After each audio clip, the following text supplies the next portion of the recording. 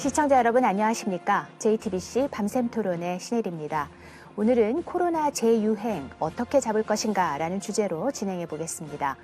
안녕하세요. 신상진입니다.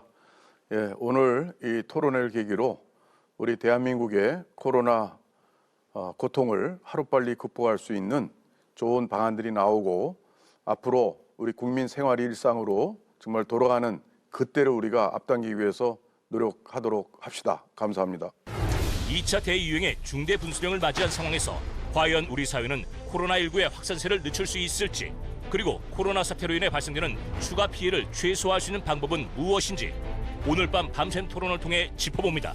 저는 이 코로나19의 이 세계적인 지금 팬데믹 현상에서 이 한꺼번에 이것을 막거나 그러기가 쉽지가 않고 결국은 확산과 또 감소 이런 거를 반복하면서 우리 인류와 함께 공존해야 되는 상황으로 가고 있지 않느냐. 이런 상황에서 이번에 재확산의 문제는 이 병이 초기에 1월 달부터 우한에서 발생했을 때 우리 전문가들은 이 우한 코로나, 당시의 우한 코로나, 지금 이제 코로나19가 이 결국은 지역사회 감염으로 무증상 전파를 할 수 있는 그런 아주 다루기 힘든 그런 감염병이다.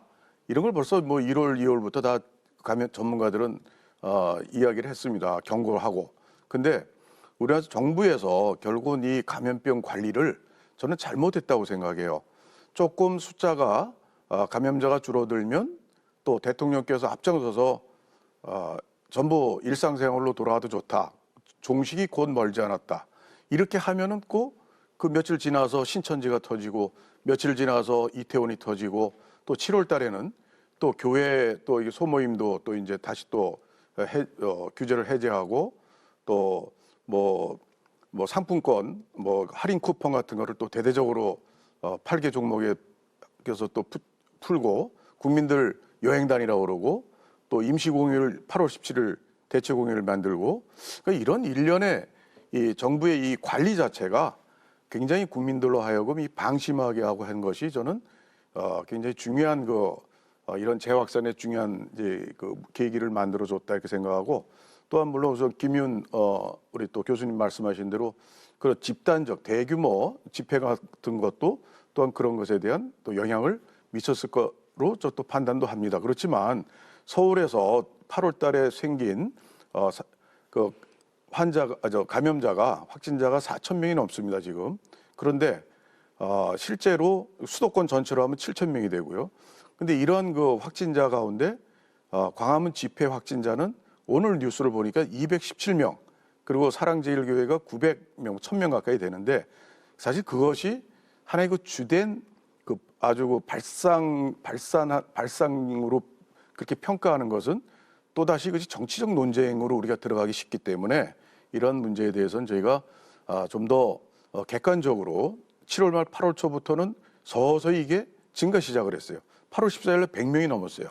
그리고 8월 15일 날 뭐 166명, 그 다음에 200명. 그러니까 15일 집회 이전에도 꽤 많은 확진자들이 상승세를 타고 있었습니다. 그래서 이것을 이것을 이제 우리가 평가하고 앞으로 이런 재확산을 방지하기 위해서는 그 냉정한 평가나 또 과학적 분석이 우선 필요하다고 봅니다.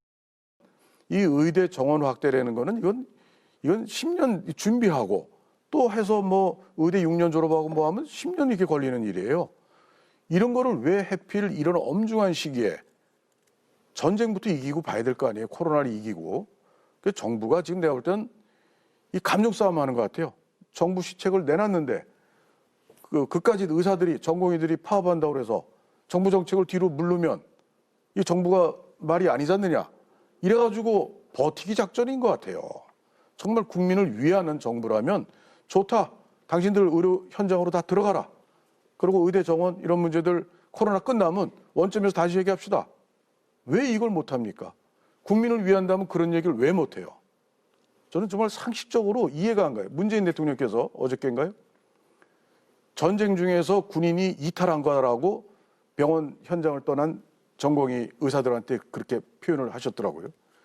사실은 그럼 전쟁 때 군인이 왜 이탈을 합니까? 이탈하지 못하게 하는 게 대통령 역할이고 정부 역할 아니에요? 이건 K방역 성공했다고 세계적으로 자랑을 했는데 외국에서 보면 얼마나 우리나라가 우습겠어요. 아니 방역 환자는 터져 나오는데 의사들은 진료 현장을 떠나고 정부에서는 효과 10년 후에 보는 의대 정원 확대하겠다고 그 정책 가지고 의사들하고 싸우고 의사들 전공의들 그 병원의 중추 인력이 전공의들이에요. 아시잖아요. 그 교수님들 가지고 진료가 됩니까? 수술합니까? 교수님 혼자 수술해요? 아니잖아요. 이 대학병원의 이 중환자실 이런 게 전공이 없으면 사실 운영이 수술 같은 거 잘 못해요. 그 이건 외국에서 봤을 때 K방역 잘했다고 하더니 내부에서 총질하고 내부에서 싸우는 거예요. 국가 내부에서. K방역 내부에서. 정말 이거는 제가 국가적으로 국민된 입장에서 정말 창피합니다. 이걸 풀 사람이 누구냐? 정부예요. 의사 진료 현장을 떠난 의사는 잘못이지만 그렇게 된 거에 대한 원인 제공을 정부가 했으니 빨리 코로나에 여기에 모두 힘을 합쳐서 합시다. 하고서 그 의대 정원 확대라든가 이런 문제는 코로나 끝나고 원점에서 다시 얘기합시다. 좋다. 당신들 얘기하듯이 원점에서 얘기합시다. 끝나면 그때서 정부가 안을 내놓고 또 대화하고 합의점을 찾아가고 공청회하고 토론하고 우리가 우리 사회적인 합의를 잘 만들어가면 될 거 아니에요? 지금 토론을 통해서 저희가 차이점도 발견하고 함께 이 코로나 위기를 극복해야 된다는 또 그런 협조해야 될 부분도 우리가 찾아볼 수 있으리라 생각합니다. 예, 저는 앞으로 우리 정부에서는 첫째, 이 방역과 치료 이 두 측면에서 이 코로나 환자 발생을 근원적으로 100% 없게 할 수는 없습니다.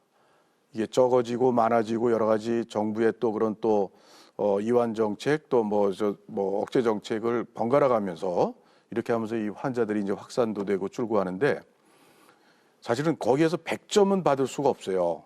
중요한 것은 감염자의 10% 되는 위중한 환자들 여기에 대한 치료를 어떻게 할 것이냐, 사망률을 어떻게 낮출 것이냐 여기에 정부 정책에 초점이 맞춰지면서 병상 문제라든가 또 의료진의 문제, 또 의료 인력의 문제 이런 것들을 고민해야 되는데 하루빨리 의사 파업을 멈추게 할 수 있는 결재지 차원에서 정부가 자존심 세우지 말고 빨리 그것을 해결해 주는 것이 이 시기에 대단히 중요하다고 생각을 합니다. 두 번째로는 이 코로나 우리 뭐 사랑제일교회라든가 광화문 집회에서 보듯이 이 어떤 집단을 어느 단체를 갖다가 낙인 찍고 그것을 이 사회적으로 언론 매체 막에서 그걸 나쁘게 매도해 버리면 결국 이 방역에 도움이 안 됩니다. 나타나질 않을 수가 있어요. 아까도 우리 여러분들이 지적하셨다시피 그렇기 때문에 이것은 대통령께서 더군다나 앞장서서 용서 못한다 뭐 이렇게 그 하시는 게 요새 언론에 자주 보도되던데 좀 그런 것들은 방역 당국 책임자나 다른 정치인들을 시켜서 얼마든지 하실 수 있고 대통령께서 이렇게 자꾸 그런 강성 발언을 하시는 거는 저는 방역에게 도움이 되는 그런 분위기 조성에 별로 좋지 않다고 생각합니다. 그렇기 때문에 정부의 또 방역을 또한 이것을 또 계기로 어떤 정치적 어떤 지지율이라든가 뭐 이런 거에 신경 쓰고 해서는 절대 안 된다. 방역은 방역 원칙에 맞게 전문가의 질본에 맡겨라. 또 그래서 생각합니다. 세 번째로 끝으로 또 치료제 확보가 지금 렘데시비르가 지금 유일한 항바이러스 치료제인데 완제품을 수입을 해요. 그게 굉장히 지금 이 중증 환자 또 70세 이상 환자한테 지금 잘 못 주고 굉장히 좀 아주 약이 충분치가 않아요. 그래서 내주에 많이 들어온다 그러는데 거기에 대한 약 아주 그것이 소요되는 그것이 앞으로 또 급격하게 늘어날 수가 있어요. 그렇기 때문에 정부 당국은 치료제 확보 그리고 방역 물자 이런 것들을 올 초에 그렇게 마스크 대란이 일어나는 그런 일이 없도록 방역 당국 정부에서는 만반의 준비를 해주셔야 될 것을 저는 촉구합니다.